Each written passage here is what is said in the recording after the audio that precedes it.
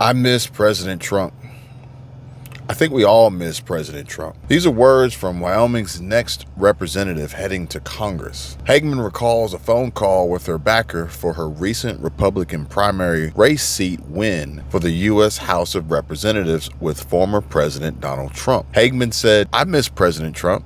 So yes, I think we all miss President Trump. His policies were really incredible for the United States, and they were especially incredible for the state of Wyoming. And speaking of incredible, Wyoming is leading the nation in what is unfortunately a huge concern for many, and a statistic that has affected so many personally. Now, we spoke about this in my previous video where I shared with you a story about how we saw firsthand PFS on YT, formerly known as Preparing for Survival, gets silenced for spreading helpful information to the people that doesn't necessarily align with what mainstream media wants everyone to believe. After her live stream coverage and warning for the residents of Tupelo, Mississippi was immediately taken down and removed permanently from YouTube after it ended. Comment down below if you happen to catch the stream when it was actually live. And in case some of you haven't heard, Wyoming is dealing with the nation's highest rate of self-inflicted death. And just another red flag warning of the growing problem we face, battling mental health and depression as we continue down this troubling path of post-pandemic recovery. It is dark and sometimes invisible. This epidemic of suicide is a major public health concern and is among the leading causes of death in the United States. And now a new lifeline is on the horizon. 988 is a number designated as a new 3-digit dialing code to connect anyone in need of a counselor. Still combating inflation, worrying about job loss, figuring out how we're going to maintain and manage to survive in a recession. Many folks facing homelessness and being forced to live inside of their cars, their trucks, their vans. Higher prices across the board in pretty much every industry, everywhere you look, everywhere you shop, every utility cost, every reoccurring monthly bill you receive in the mail. In addition to drought hitting Lake Mead and Lake Powell, a water crisis in Jackson, Mississippi, and banks limiting cash withdrawals, all with the government telling you, politicians, lawmakers, Congress, telling you there's nothing to fear. Yeah, there's going to be a little bit of pain, but this is all transitory, and we have to do this in order to recover from rapid inflation, almost hyperinflation, and do our best to prevent the economy from crashing. Now, before we go too much further into this, I'm going to put a link in the description. If you or someone you know is in immediate danger of harming themselves, please call 911 immediately. But if you or someone you know is experiencing suicidal thoughts, call the U.S. National Suicide Prevention Lifeline. I'll put that number in the description, because this is alarming that Wyoming has the highest suicide rate in the United States based on the most recent data available from the Centers for Disease Control and Prevention, CDC, according to the American Foundation for Suicide Prevention. But we really need to analyze this and break it down. Record high inflation, multiple consecutive months of record high inflation, trying and attempting to be offset by the Fed and Jerome Powell continuously raising interest rates,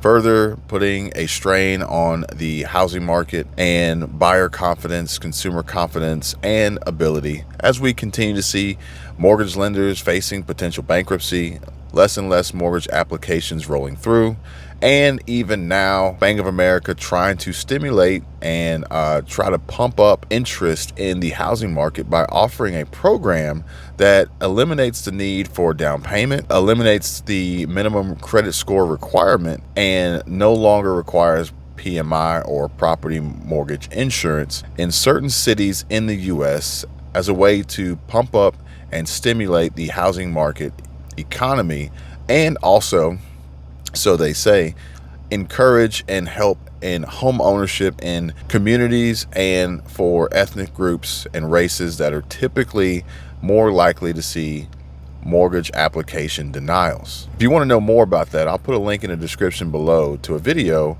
where Living in South Florida with Chris Igo and I discuss this program and what it means, what it could potentially mean for the housing market, and how it affects potential buyers. In addition to that, we've got job loss, we've got the recession, We've got homelessness. We even have fake homelessness with people running around on YouTube pretending to be homeless in Beverly Hills, California, only to scam folks out of their money.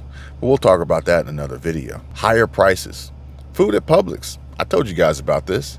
Everything at Publix is god-awful expensive. Now, we already know that Publix isn't the low-price leader when it comes to food shopping, but at the end of the day, we see it across the board. Publix, Kroger, Winn-Dixie, Ingles, Aldi, Lidl, wherever you shop. I don't think it really matters. Everything is expensive, if you can even find it. Eggs, chicken, milk, water, the basic necessities, all overpriced. Smaller packages getting less value for your money.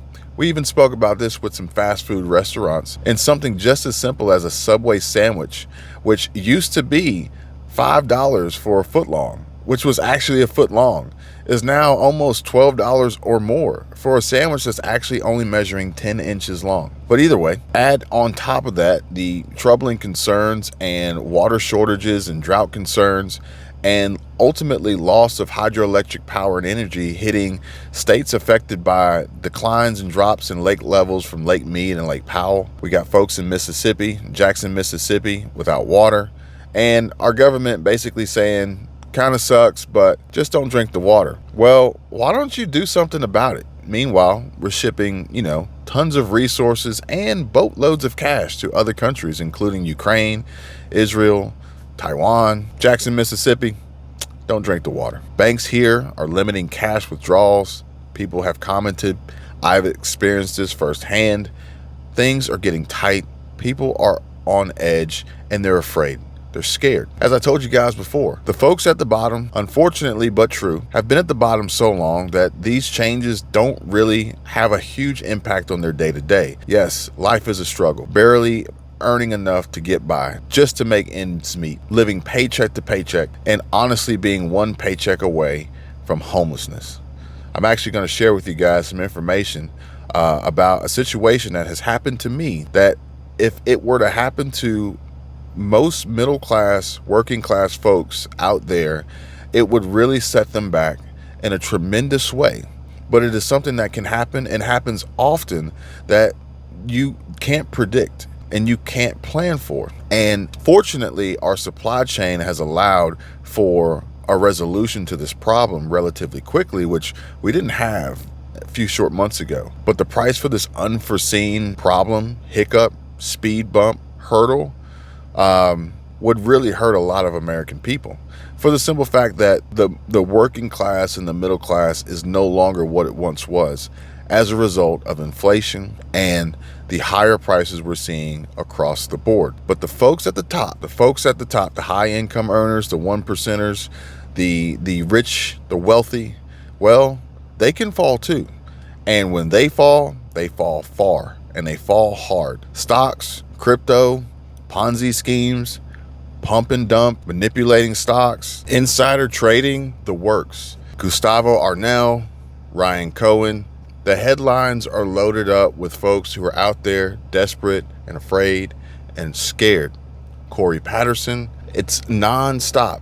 And it is clearly apparent that the effects of all that we've all been through, that we've been fighting through and pushing through for the last couple years, is really starting to hit home. Now, I want to bring you guys news and updates and information. Unfortunately, some of that news is not always good news. But please consider this as motivation. Consider this as someone to talk to. My email address is in the description. You know I'm here to help you guys do better. The comments are there. Please be respectful in the comments or don't comment at all. But if you need someone to vent to talk to, please feel free before doing something drastic that pretty much can't be undone. I even read a disturbing comment where someone was considering doing something harmful to themselves with consideration for their family, weighing the options of whether or not it would actually benefit their family more than pushing through and fighting through and struggling. And I can tell you firsthand, it'll benefit your family more for you to be here with them than anything else. And we can fix this. We can fight this. We can recover from this. We can grow from this. But you can't give up. You got to push through. The moment you say you can't, you're pretty much done. It's pretty much over. But if you believe you can, well, now we're off to a good start. And oftentimes, people are starting to comment and email more, feeling as though they've been tricked and misled and lied to about the economy, about our security, about Social Security, almost as if they were tricked by the government. Job security, job reports, double talk and misleading information, contradicting previous reports and previous information, uncertainty surrounding our food supply, oil production and reserves, what's actually going on with wars overseas,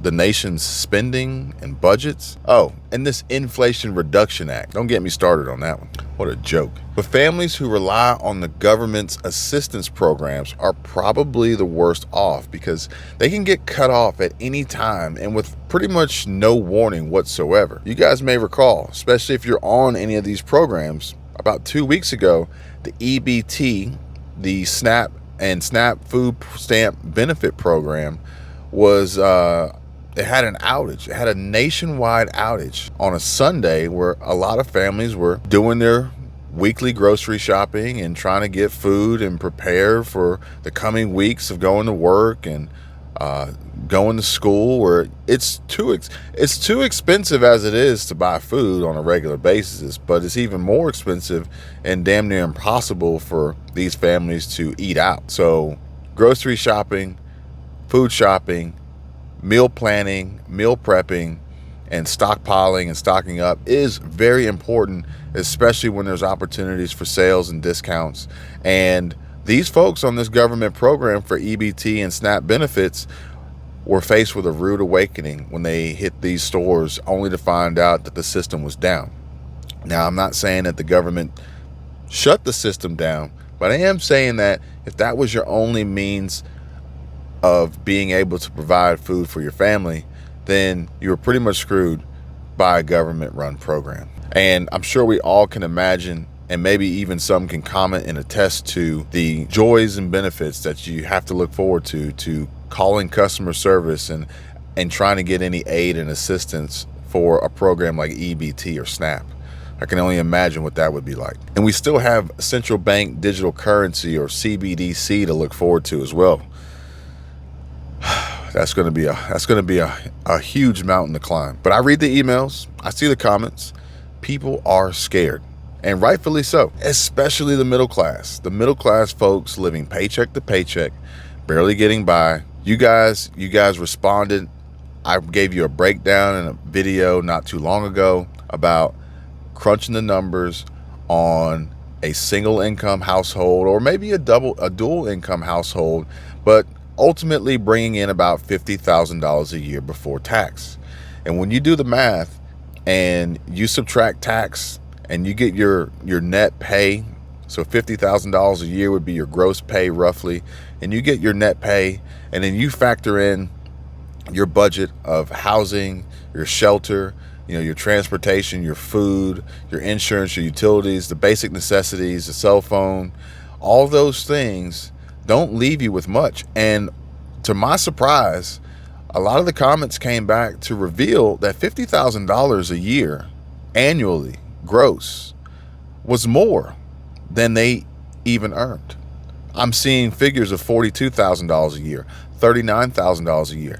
In states like California, which I don't even understand, is one of the most, it's the most expensive state, in my opinion, to live in, between the cost of living, the taxes, et cetera, yet these people are finding a way.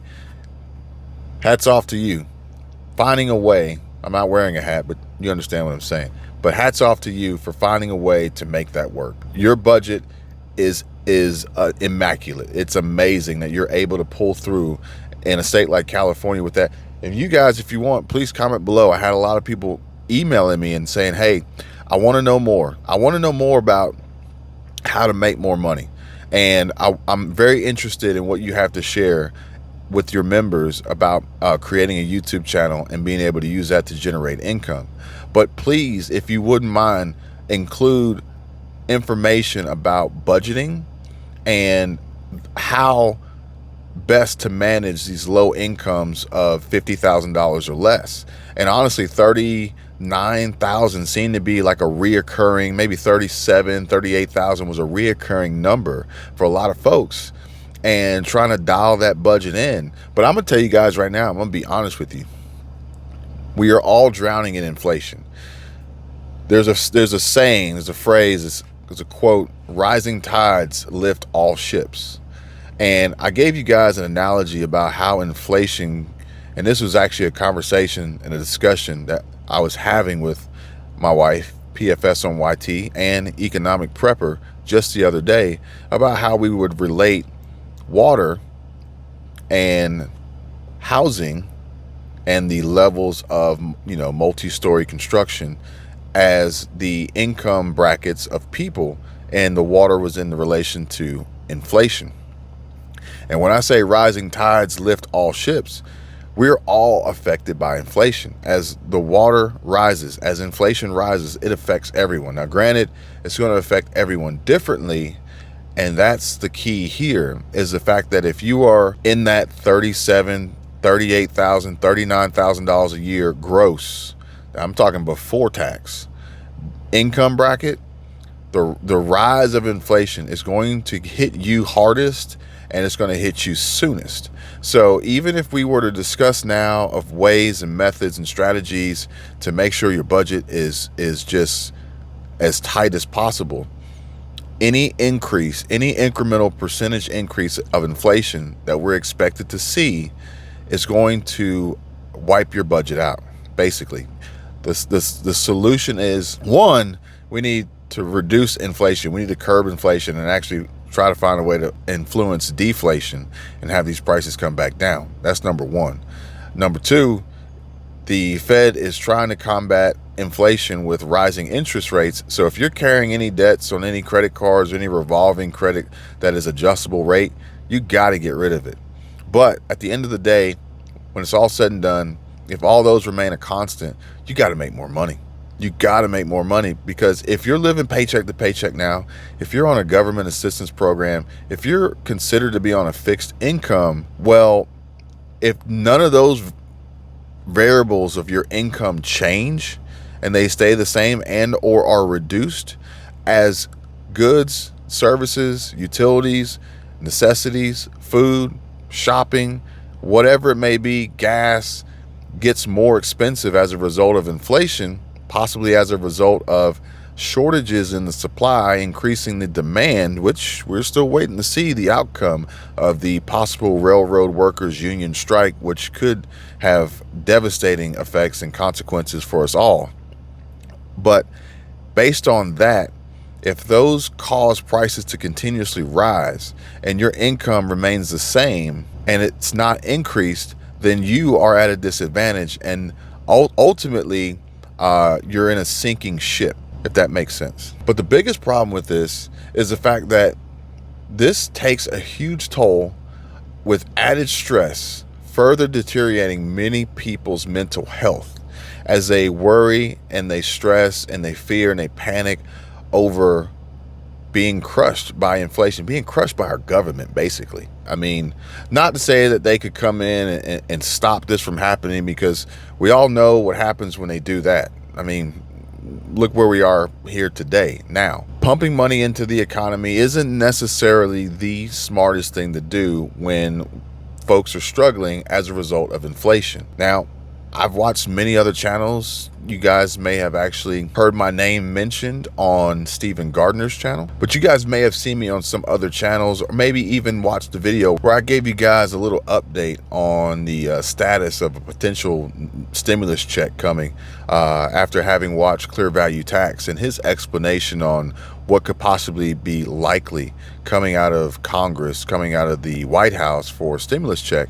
And I noticed that a lot of folks out there are hoping, waiting, praying, just in need of money, in need of help, and ultimately relying on the government to come in, step in, and save you.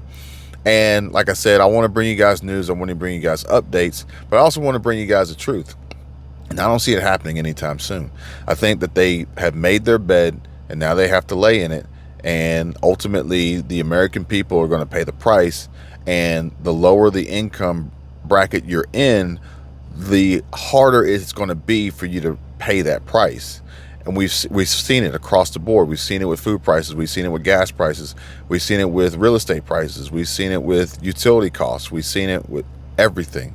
You guys know. I mean, shoot, we just rented a house for the weekend, and granted, the neighborhood was completely packed with other travelers, other visitors on vacation, but the cost of renting a beach house for the weekend was considerably higher than it once was in the past.